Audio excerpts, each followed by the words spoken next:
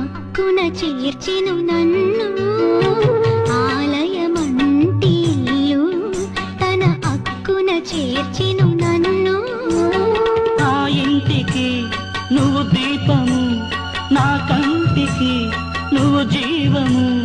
మూసిన తలుపులు తీసి ఆశలు దోసిట పోసి మమతను పంచిన మహనీయుడ నిన్ను ఏమని పిలువను నేను, ఇలవేపుగా నిన్ను కొలిచేను. ఆలయమంటి ఇల్లు తన అక్కున చేర్చెను నన్ను